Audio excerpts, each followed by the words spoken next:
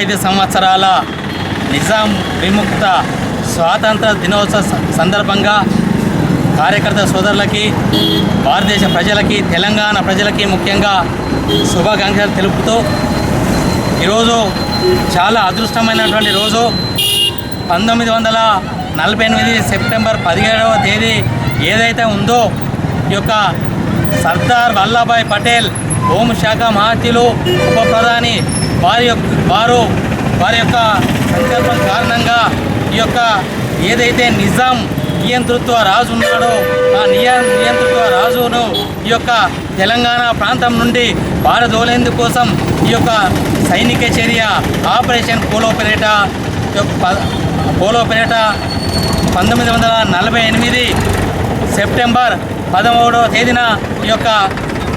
రావడం జరిగింది. 13వ తేదీన ఈ యొక్క సైనిక చర్య ప్రారంభించి 14వ తేదీన అదేవిధంగా ఈ యొక్క ఉన్నటువంటి ఉస్మానాబాదు, అదే రకంగా వరంగల్, సూర్యాపేట ప్రాంతాలను ఆక్యుపై చేసుకోవడం జరిగింది.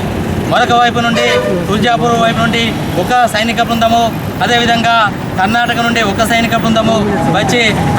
హైదరాబాద్ శివారులో ఈ యొక్క వెయిట్ చేయడం జరుగుతుంది. ఆ సందర్భంగా ఈ యొక్క పరిస్థితి తెలుసుకున్నటువంటి యొక్క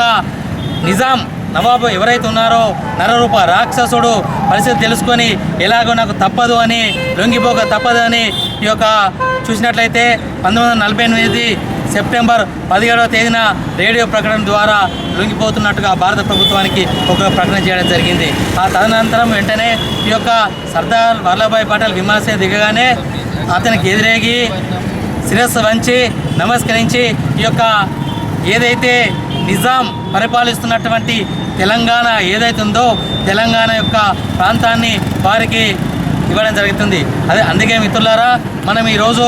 ఏమంటున్నాం, విమోచన దినోత్సవంగా జరుపుకుంటున్నాం. ఎందుకంటే ఎన్నో వీరులు, చాలామంది పోరాట యోధులు, రామ్జీ గోండ్ కావచ్చు, కుమ్రం భీమ్ కావచ్చు, అదేవిధంగా దాశరథి కావచ్చు, చాలామంది పరకాల సంఘటన కావచ్చు, అదేవిధంగా చూసినట్లయితే అమరచంద్ర జరిగిన ఇన్సిడెంట్ కావచ్చు, బతుకమ్మలు ఆడుతున్నట్టు మహిళల పైన భాష విషయంగా అమానవీయ విషయంగా, అదేవిధంగా అదే రకంగా విష్ణూరు పోలీస్ స్టేషన్లో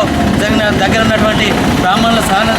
సజీవదానం కావచ్చు, ఎన్నో దురాఘాతాలు చేసినటువంటి యొక్క నరరూప రాక్షసం నుండి మనకు 1947 సెప్టెంబర్ 17వ తేదీన ఈ యొక్క తెలంగాణ ప్రాంతం విముక్తం జరిగింది. ఈ సందర్భంగా మరొకసారి కార్యకర్తలకి, అదేవిధంగా తెలంగాణ ప్రజలకి శుభాకాంక్షలు తెలుపుతూ మనము అందరం కూడా సంఘటితంగా ఐక్యమత్యంగా ఉంటూ ఈ యొక్క అరాచక శక్తులను, సంఘ విద్రోహ శక్తులకి మనం ఎల్లప్పుడూ నిశ్చితంగా గమనించి దేశాన్ని ఐక్యమత్యం ఉంచాలని ఈ సందర్భంగా